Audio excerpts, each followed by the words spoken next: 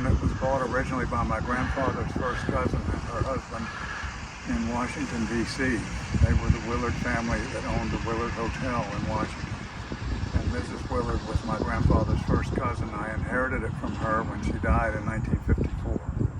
And I've been driving it for 68 years.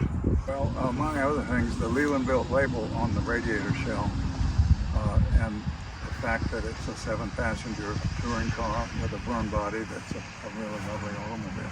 I have one that is in the museum here, identical to one that's in the museum. It's a 2021 Lincoln Aviator. Finally, after 100 years, I had to get another Lincoln.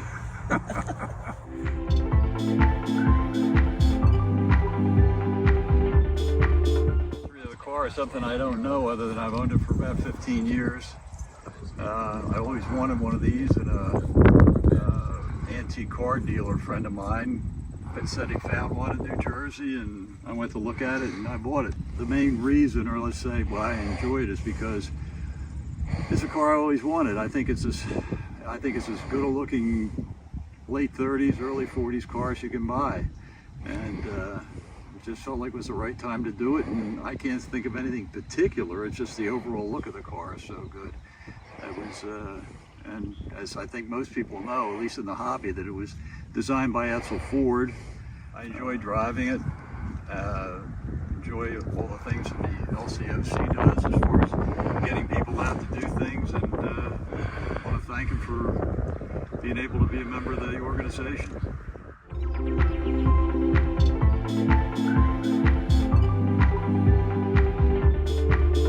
Purchased this 1962 Lincoln Continental in 1990 from a young man in Lancaster, PA.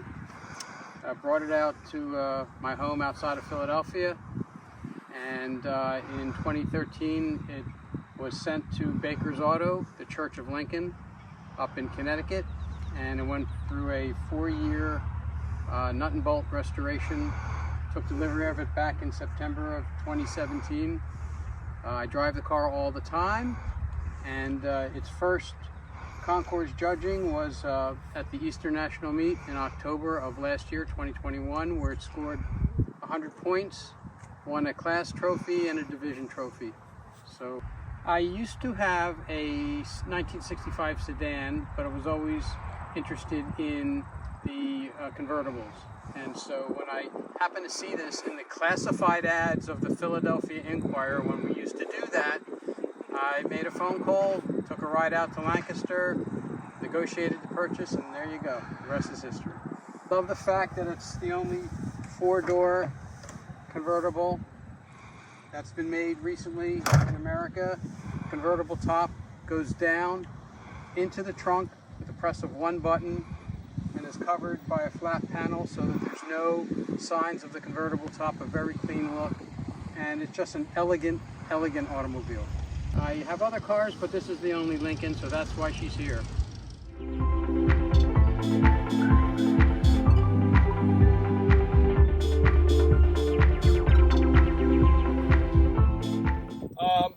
Always had a casual interest in these, looking at them online. This was the first Lincoln I had purchased. When it was posted for the auction, it was reported to have 14,600 original miles. And I thought that deserves a little bit closer look, so I actually drove to Saratoga and spent a few hours examining the car and decided it was as presented, and I was able to get it at a good price at the auction. Generally, the lines on this car, I just like the lines overall. There's certain styling cues that make the Mark III stand out. Obviously, the Rolls-Royce grille inspired by Lee Iacocca. The bright work on the upper fenders. And then, of course, the Continental hump in the back. I actually like the 69 turbine wheel covers better, but you learn to like these, and they do make the car look good. So I actually have 4 Lincolns altogether. This 79 Mark V and an 88 Mark VII.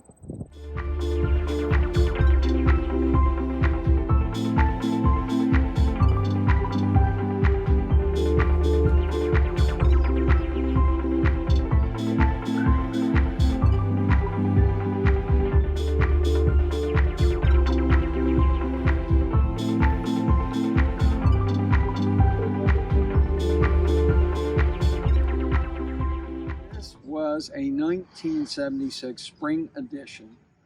They made approximately 1,475 of them, and it was called the Black Diamond Edition.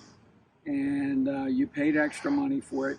It was available in the Black Diamond Fire paint with a Cayman grain half-vinyl roof.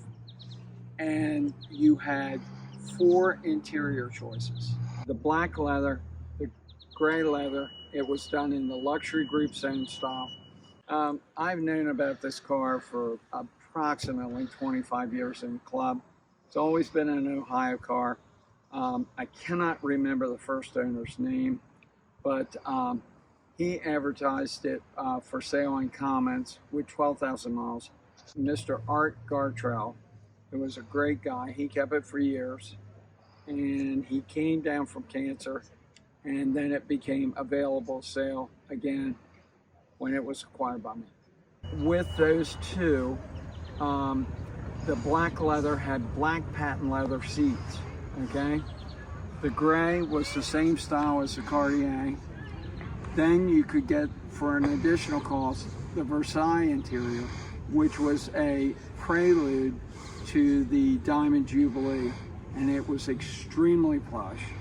And the last one was you could get the black velour, and it had the black patent leather stripes in it. Every once in a while you like to pick something that's unique that will attract some attention, and with it being less than having 1,500 produced, there were people that showed up and looked at the car today and couldn't understand why this particular car had this particular roof versus the one that were on the other Mark IVs at the time. So they thought it was aftermarket, and of course you have to explain the history of the car to let them know that it is unique to this one particular car.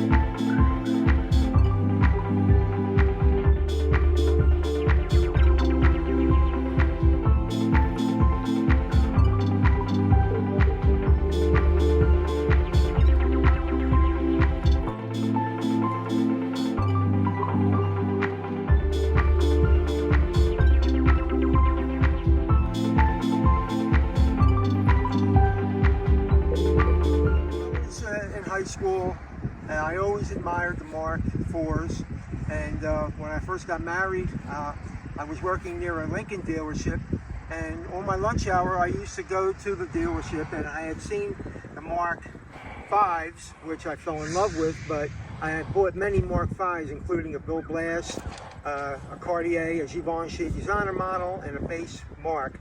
But when I seen the Diamond Jubilee, I fell in love with it, and that's I knew I always wanted to own one. So when the opportunity finally arrived, I bought it.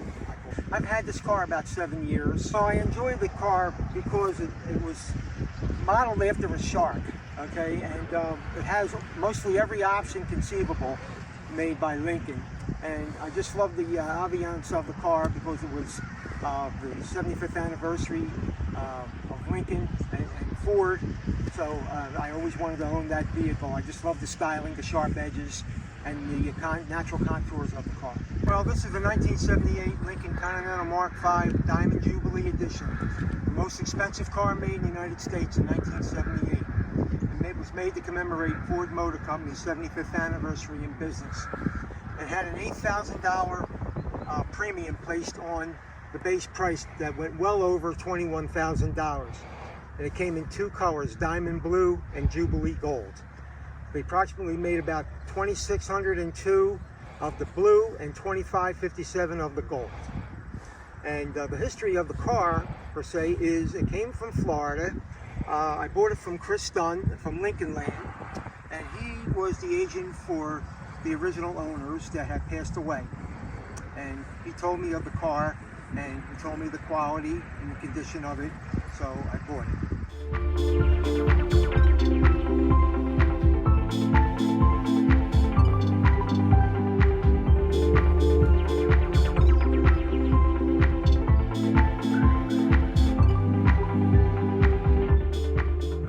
car since new in 1979. I kept it ever since. It was always a superior car to the Cadillac and always had nicer styling.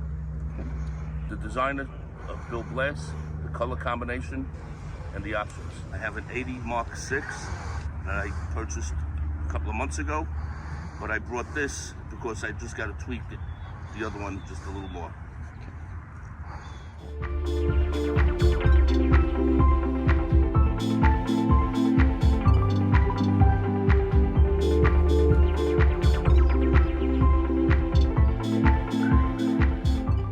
This is a 1989 Lincoln Town Car that was bought, or I should say ordered brand new by my godfather, who was a Lincoln Mercury dealer at the time. And I enjoy this vehicle. It's one of my favorite color combinations. I feel like it's got a lot of class and pizzazz to it. And my godfather will be 92 years old in November, and he's still alive. We go to dinner quite often, and I try to take this car with me as much as I can to kind of bring it back to his era when he purchased it brand new. My godfather being a dealer, I grew up in Lincolns from the time I was born. My parents had a new Lincoln every year from 1976 on, and the town car is what my mother used to drive, and I spent plenty of time in the vehicle over the years. Front seat, back seat, trunk, anything else you could think of. The 89 particularly is the amber lenses, the wire wheels, the waterfall grille, the carriage roof. I just think the lines on this car are very elegant and stylish at the same time. I bought this car from my godfather in May of 2013, and I've had it ever since.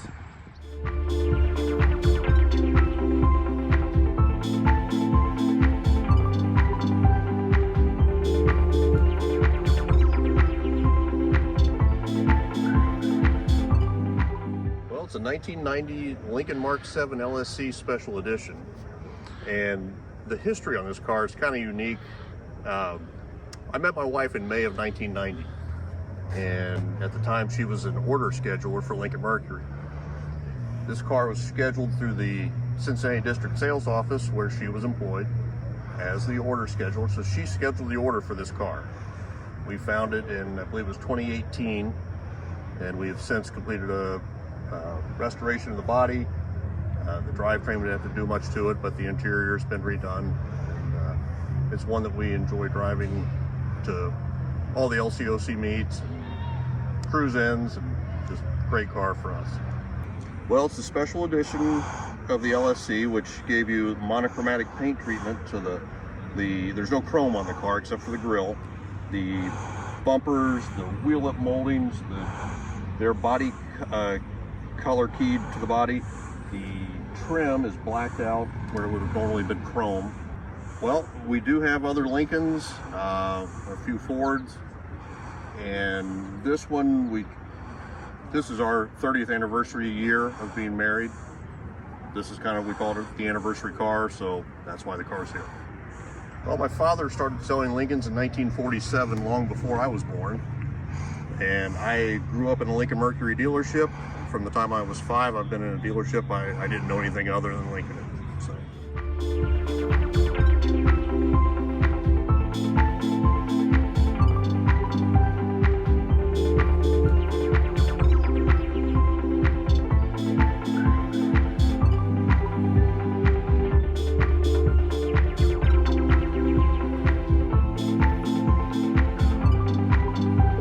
This is a 2005 Lincoln Town Car Limited.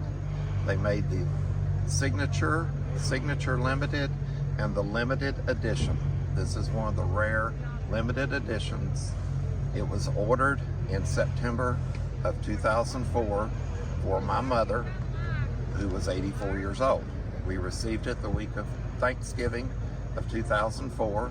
She drove it till around 2008, and then we kept it and drove it.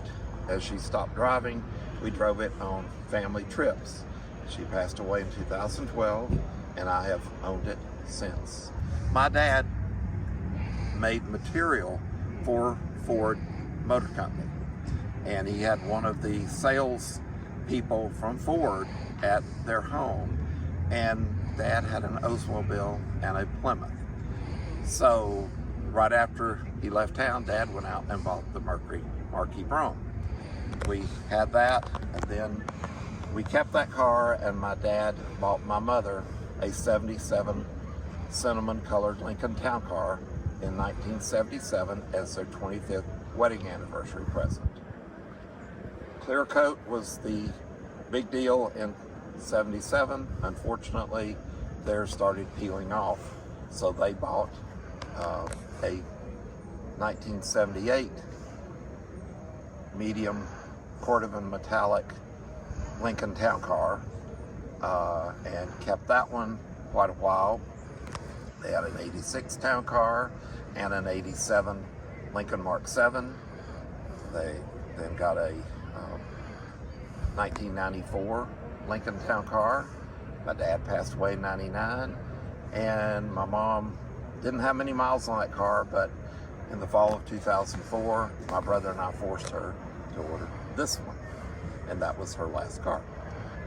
My cousin Mike brought his mother's last Lincoln, and I brought my mother's last Lincoln to this show.